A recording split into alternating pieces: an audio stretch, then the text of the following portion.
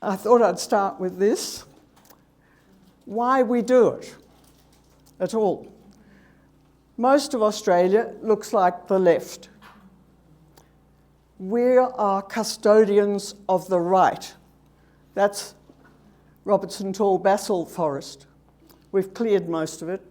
Most people live like this, where the forest was. This district supplies water. We're one of the sources of their drinking water. I put this CSIRO map up. All of the forest left in Australia is the dark green. It's been over-cleared and it's broken all the way up the east coast. Some years ago, the government had this amazingly positive idea, the Great Eastern Ranges Initiative, where all of the forestry and the reserves and anything else they could lay hands on would be reconnected from up the Great Dividing Range, from Kosciuszko to the Atherton Tablelands. In New South Wales, there are several broken places called hotspots. Round the Mount Kosciuszko, Southern Highlands, Hunter Valley and the Border Ranges. You can see the Wingecarribee River through the middle, runs into the Wallandilly River on the left-hand side, on the west. The Natai River doesn't show, but it runs through the conservation areas in the north. The goal is to connect Moreton National Park in the south to the Blue Mountains World Heritage Area in the north, along the western boundary, and the Moreton National Park to the government bush, that's catchment area on the right, the top, along the escarpment, and that's called the thin green line.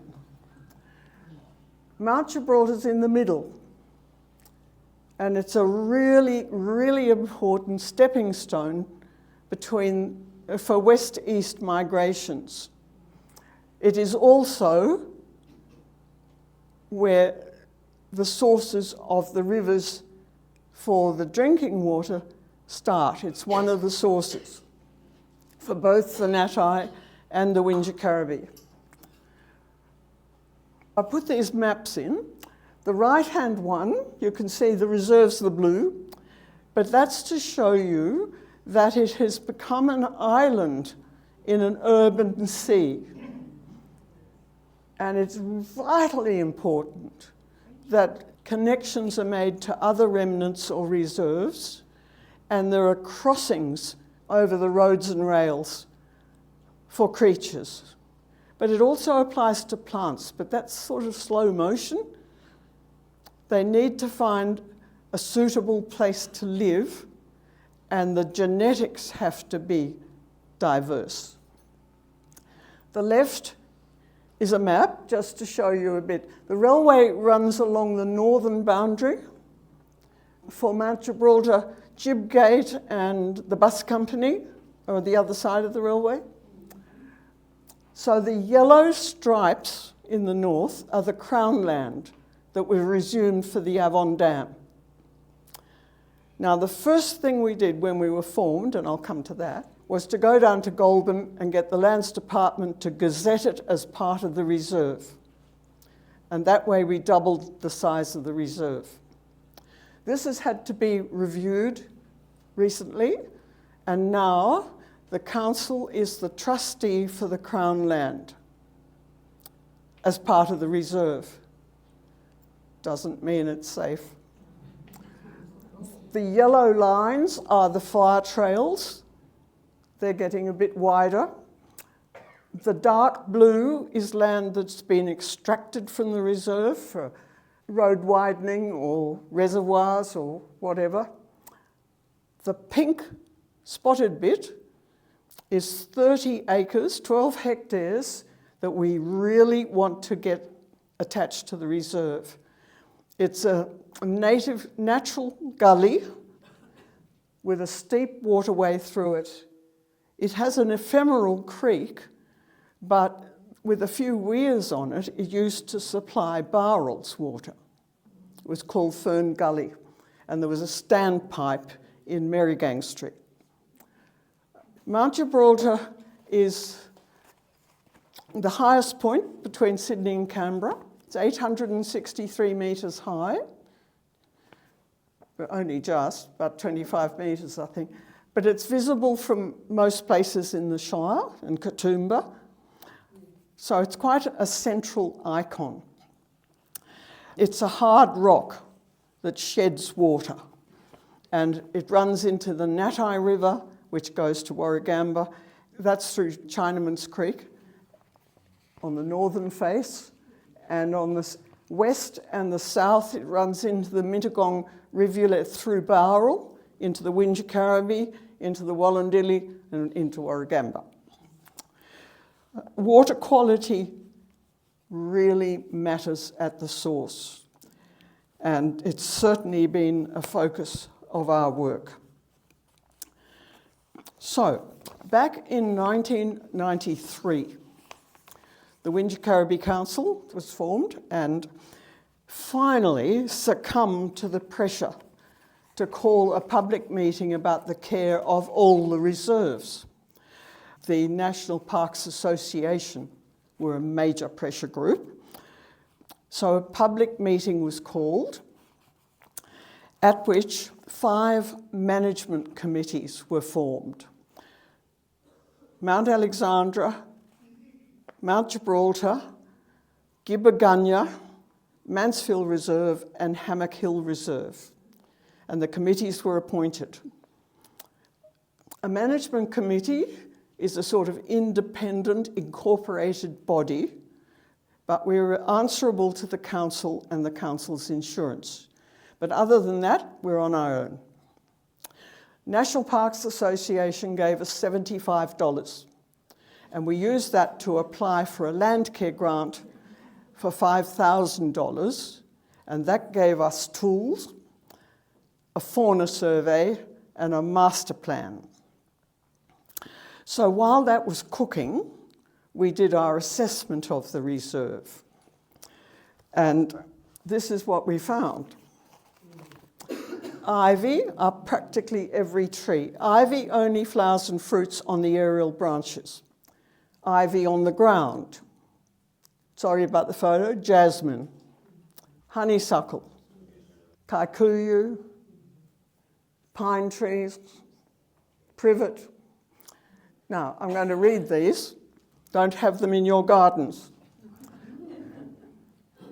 Blackberry, holly, barberry, pyracantha, cotoneaster, hawthorn, white violets, forget-me-nots, honesty, turkey rhubarb, bridal creeper, tradescantia, blue periwinkle, Formosan lily, Spanish gorse, English broom, phalaris, cherry laurel, hemlock, fireweed, and 80 more species.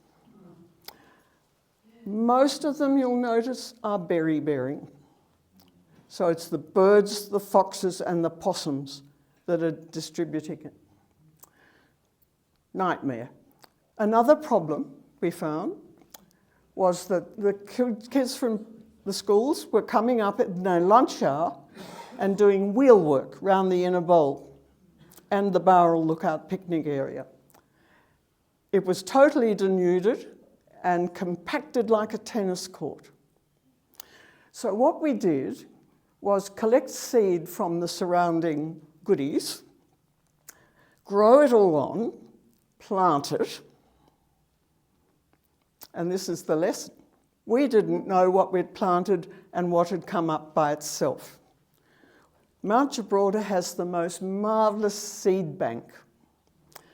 And it seems whatever happens, whether it's a drought or a flood or snow or an earthquake or hail, it suits something.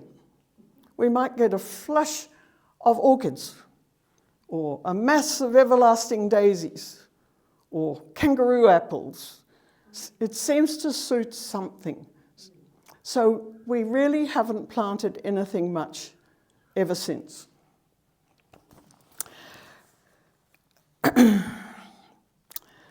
This is the restoration project. The inner bowl, everything was very derelict.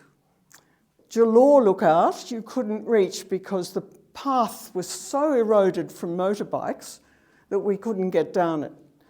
So it was concreted and the lookout restored. Stuart Kingdon, now RIP, did most of the wood restoration for us. This is Mittagong Lookout. Steve Bensley, the stonemason, they built all of the sit-upon walls up there. This is Jeff Allen, a wonderful volunteer that we had. He was called the field officer. And they built the sit-upon wall and they're paving that path. Stuart's already done the lookout shelter. This is Bowral Lookout when we first started. You can see the tanks half demolished. Just see, car park came right to the shelter and the front had a forest of fruit trees from people's apple cores and peach cores and things. This is Steve and Jeff building the sit-upon walls at the Bowral Lookout picnic area, designed for us by James Pfeiffer. This is the Bowral Lookout, and it has a very sad story. What happened was that when the shelter was built, the quarrying was still operative, and the view was expansive. No trees, because they'd all been used in the steam engines. And then, as the trees grew up, the view disappeared. And there was a very ugly, very public argument in the paper and the television about what's the point of a lookout without a view. We, by then, had suggested that a lookout should be built over the quarry where it couldn't be grown out. But the council decided they'd make sight lines. So they cut these sort of channels through the trees that were growing up, which didn't please anyone. Then a really, really sad thing happened. A small boy, about 4 years old, wandered away from his parents and fell over the quarry and was killed. How it happened, no one knows. There were no paths, nothing. So the Winter Carriby Council decided they would build a lookout really as a safety device. The beautiful lookout that the National Parks and Wildlife Service had designed for us, which was quite like the one on the Jamberoo Road that looks out to sea. Lovely curved front, a banister you could rest your arms or your field glasses on. Lovely. Weren't going to use that, no. They built this cage. The top rail came to there on me. You couldn't see the view, you couldn't do anything. It was just horrible. And it took us years to get just the top rail removed. And that's how it is now. So then after restoring, we did this. We built an entrance wall to the car park.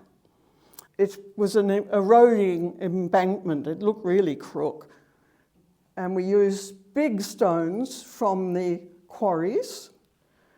It was supposed to have another layer, but the council didn't like that idea. Just to show how massive the industry was. You know, it sets the scene. Then the biggest project was this one, restoration of the stone stairway.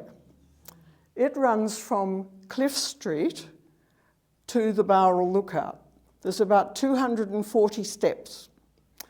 It was done in the 1930s, following the route of, we think, the powder monkeys when they escaped from the explosions.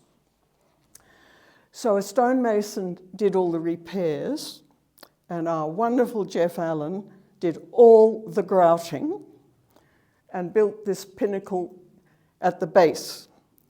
It's interesting because you can see the drill marks. It's just a piece of stone. Unfortunately, it's been vandalised and broken. Yes, it's very sad, isn't it?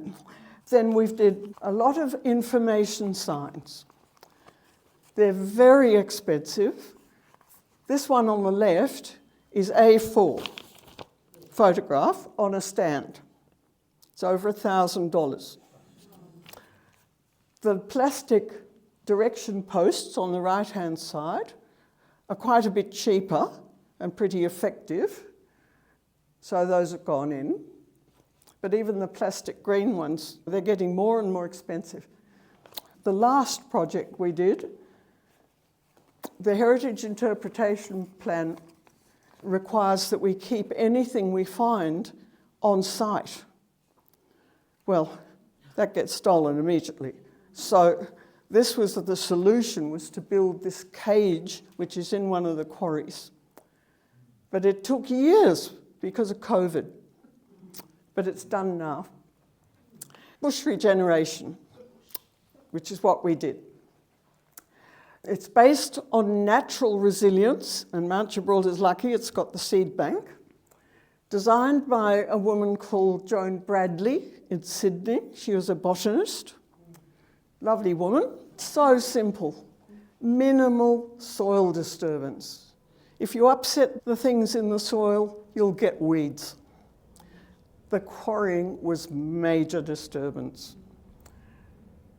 You start, and this is on the big scale and the small scale and in your gardens, start at the least infested place and work towards the worst.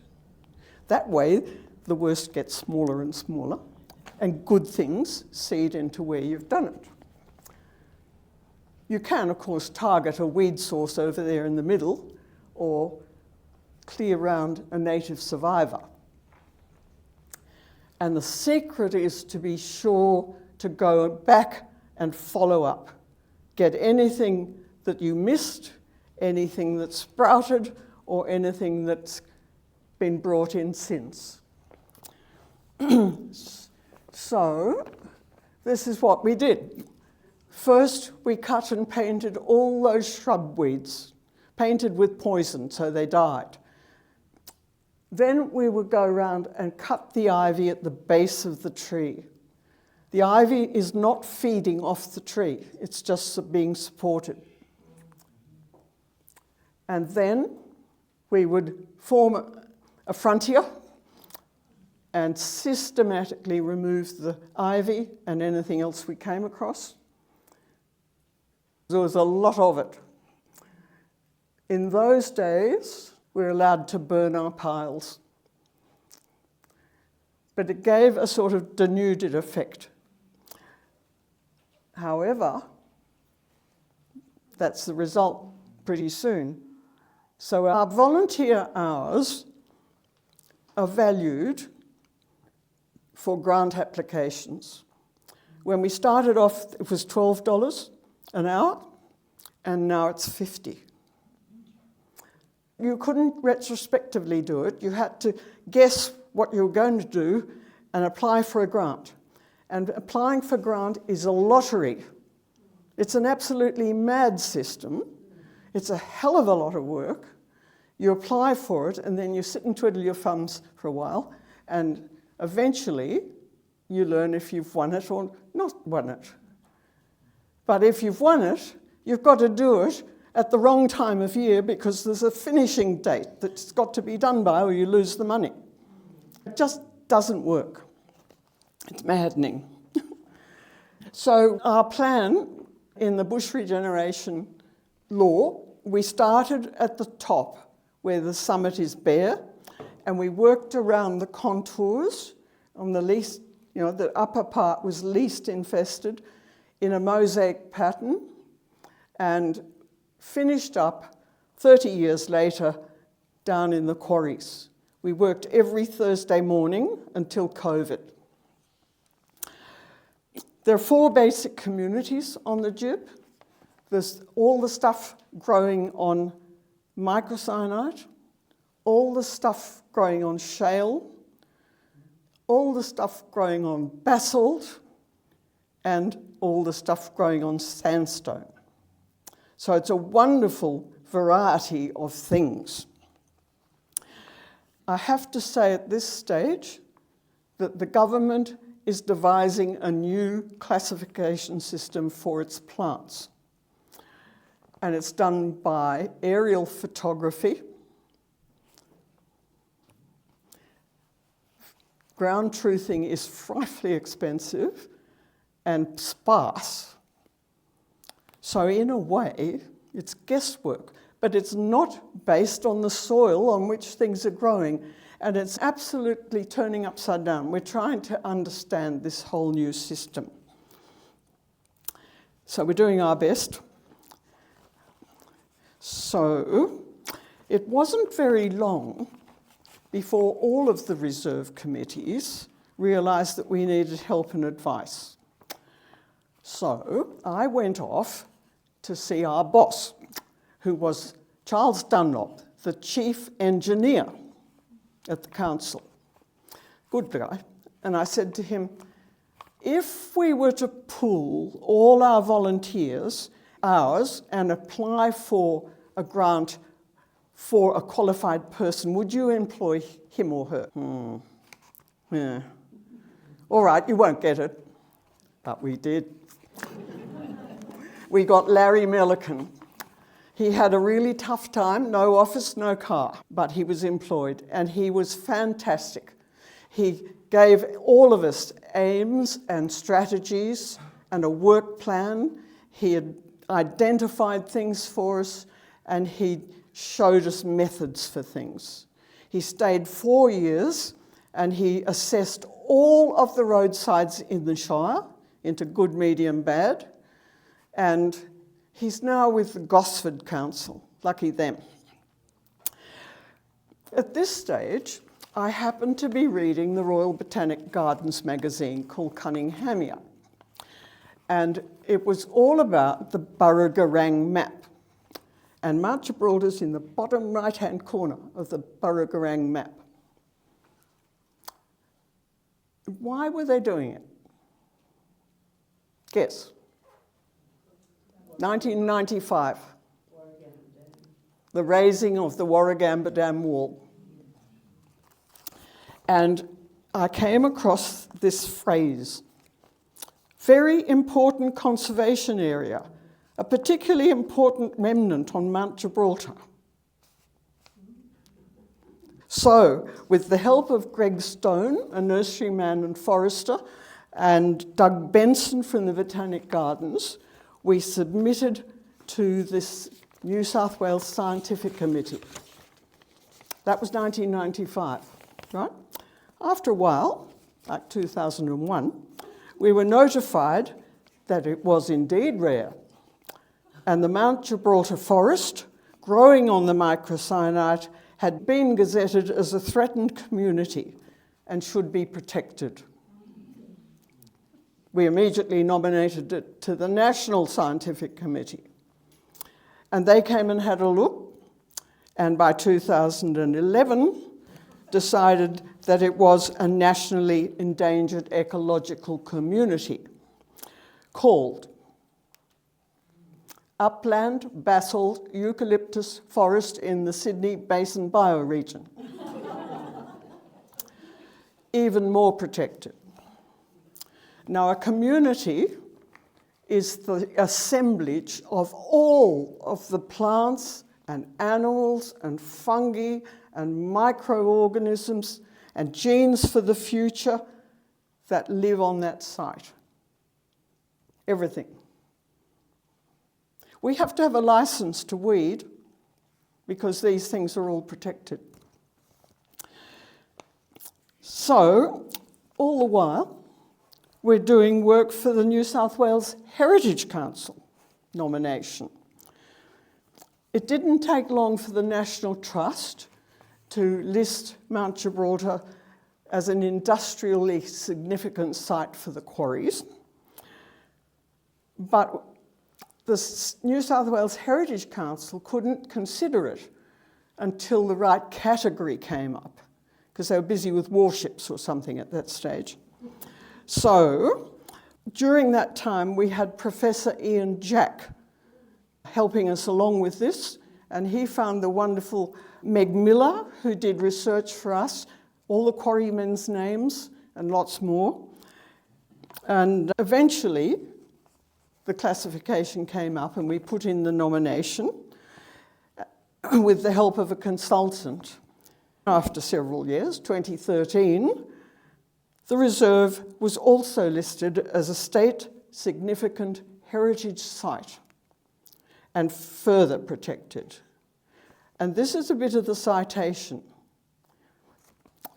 Because the quarries reveal the unique quality of the rock that supports the natural endangered ecological community of Mount Gibraltar Forest, the Mount Gibraltar quarries are considered to be exceptionally rare and possibly unique due to the rarity of the materials quarried there, particularly beryl trachyte. Now that meant that the biodiversity was listed, protected, and their map had the entire reserve. Please note, protection means nothing. There is no provision for compliance or penalty. We found it's a feel-good statement. Sounds good. Meanwhile, all the reserves are getting on with it. And we realised what enormous hard work had been contributed in all the reserves, and it should never go backwards. Another public meeting, and the result was the Environment Levy was established, 2000. Every ratepayer, all of you probably pay 0.0006 something or other % on your rates as the Environment Levy. The point was to maintain the work of volunteers. 80% was to be spent on the ground. It was for activities over and above council's core business, what they call their strategic responsibilities. And it was to be accounted separately. It had to go to IPART, and then every 5 years. And after some time, they decided to apply for a permanent levy. And unfortunately, that was granted, but the application had diverted a lot of the money to a wider field. So we need to watch that levy so carefully. We received a Landcare Award in 2001 in parks. In 2001 also, the Wingecarribee Council suddenly said we could no longer be a management committee, we had to be a bush care group and hand over our money.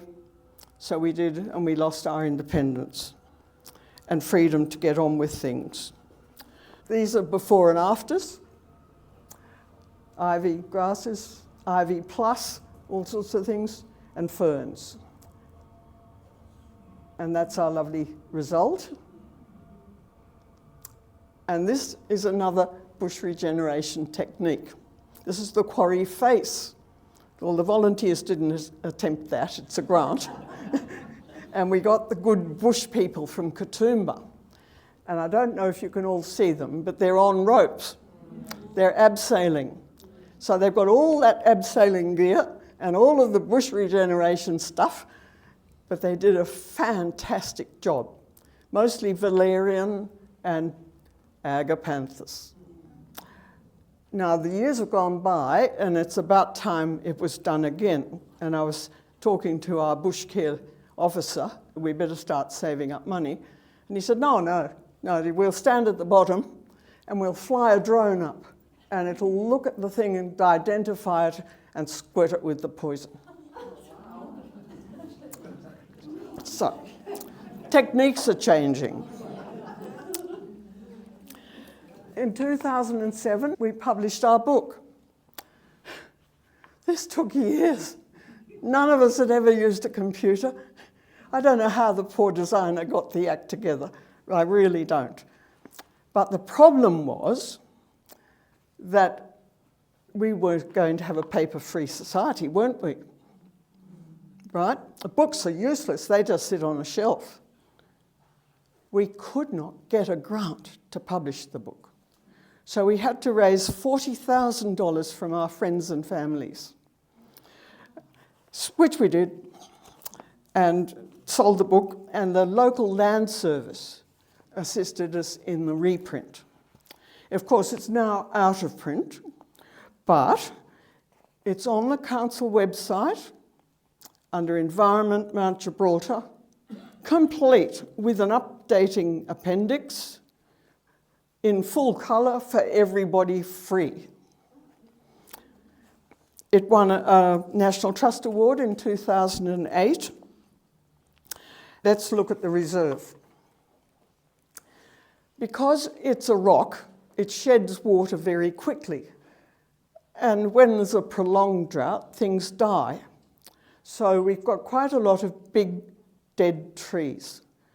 But they're old, so most of them have hollows. And that one in the middle is an absolute condominium.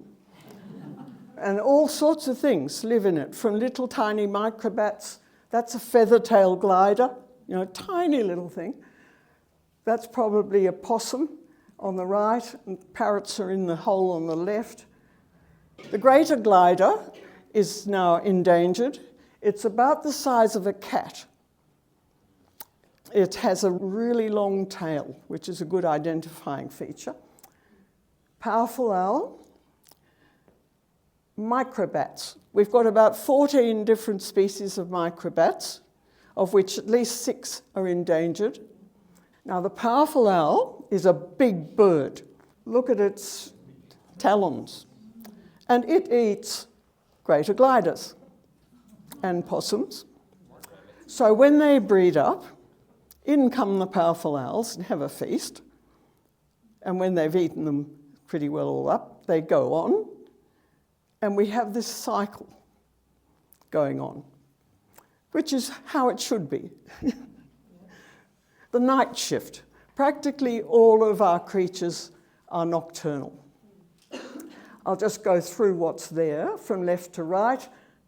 Koala, ringtail possum, sugar glider, swamp wallaby, eastern greys, wombat, brushtail possums. There's an antechinus down there and a bush rat there, a goodie, and copperhead snake, and of course other things.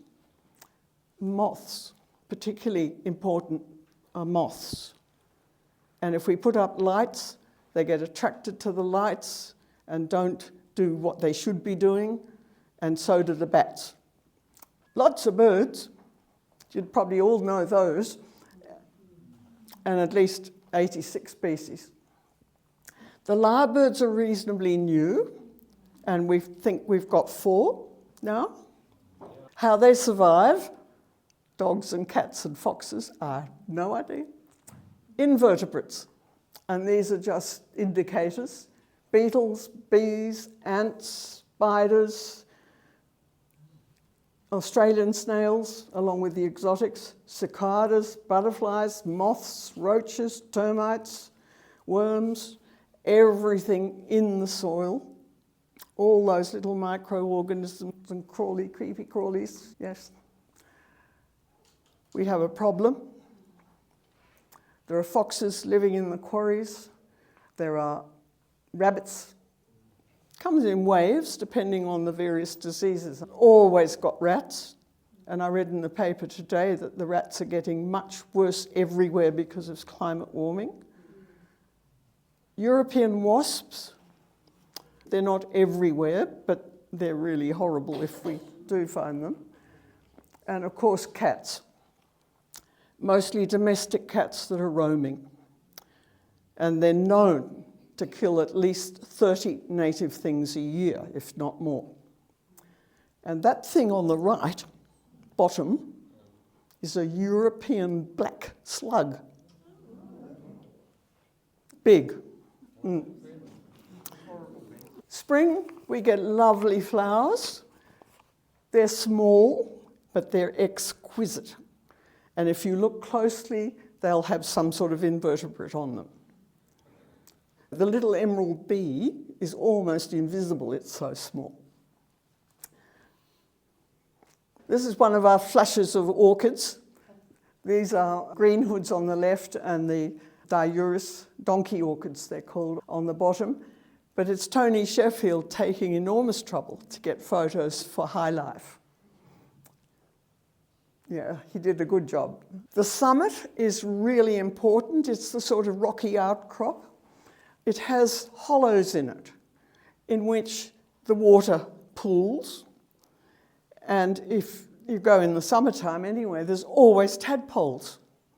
But they've got to be really quick before it all evaporates in the heat. I took these tadpoles home to find out what they were, and they were Perron's tree frog. There's a possibility that there's the almost extinct red-crowned toadlet up there. It's been seen there, but years and years and years ago. It's really tiny, but it's got a really clear red blob on its head. Lichens, lots of lichens and mosses, and the sorts of ferns that curl up in the dry and open in the wet, and lots of nooks and crannies and crevices for lizards like bluetongues and skinks and geckos. Everywhere there's deep litter. There's nothing more important than deep litter. It's full of the agents of decay.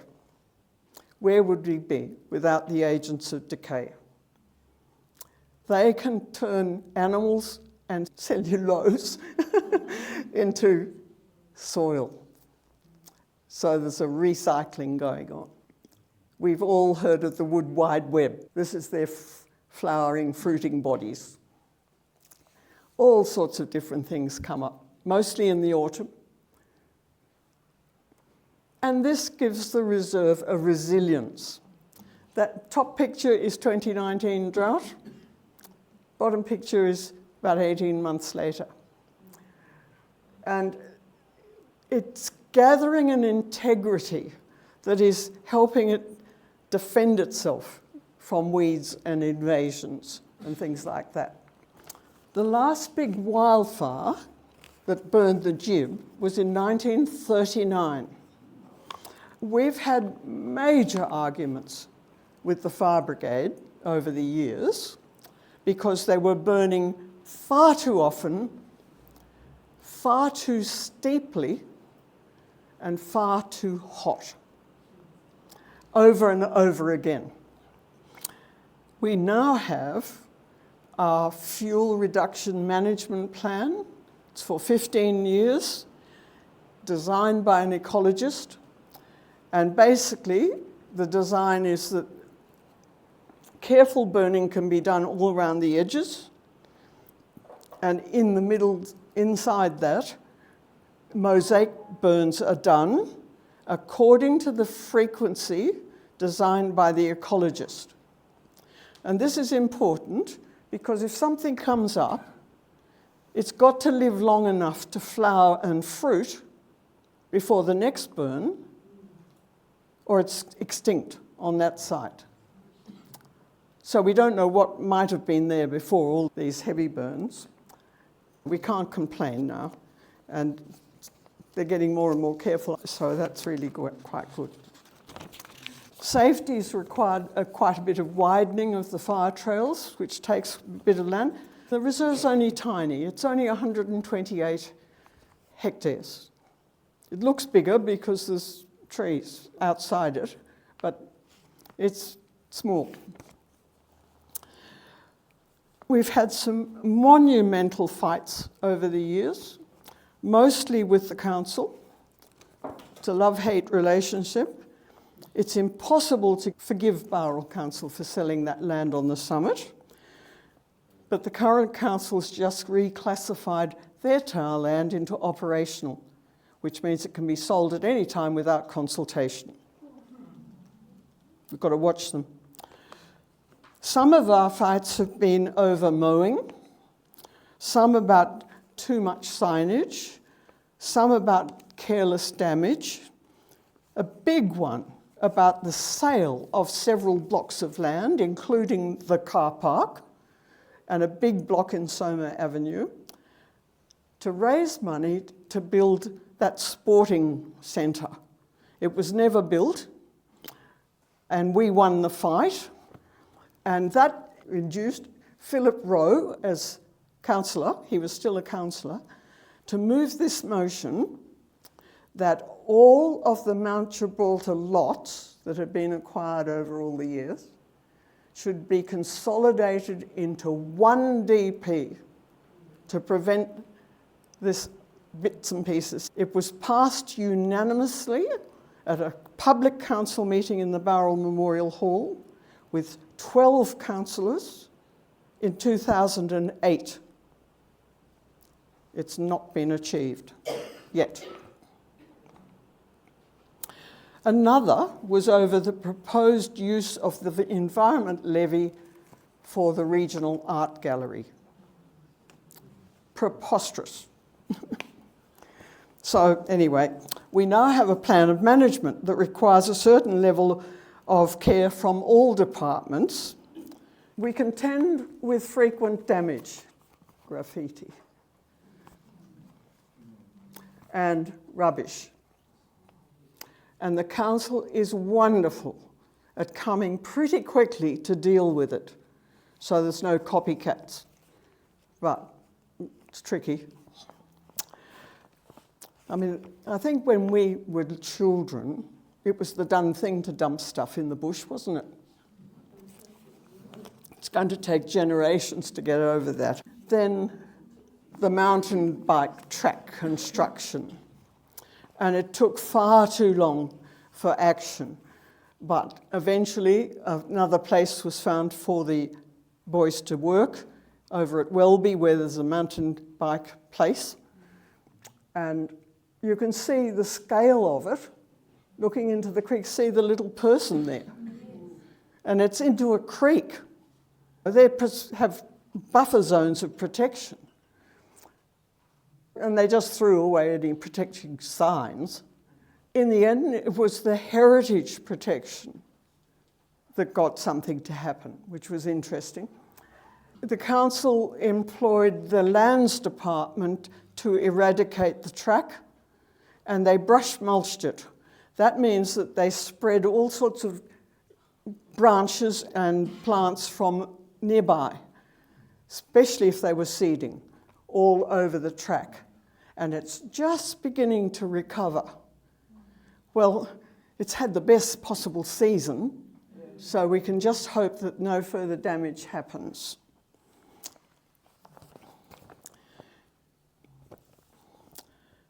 Having worked on our own every Thursday, except January's, for 28 odd years, we weren't allowed to work at all during COVID. And after COVID, we were only allowed to work one day a month under supervision. And the safety concerns and the restrictions being put on us are making it really difficult to achieve the maintenance sweeps. In the meantime, every native plant you put in your garden is a stepping stone for something. We need to watch the environment levy. A big hurrah for all our volunteers, some of which are here. Some have retired and some have died. Many, many thanks. Finally, the plaque story. This plinth is at Bowral Lookout picnic area. When we started, there was nothing on the top.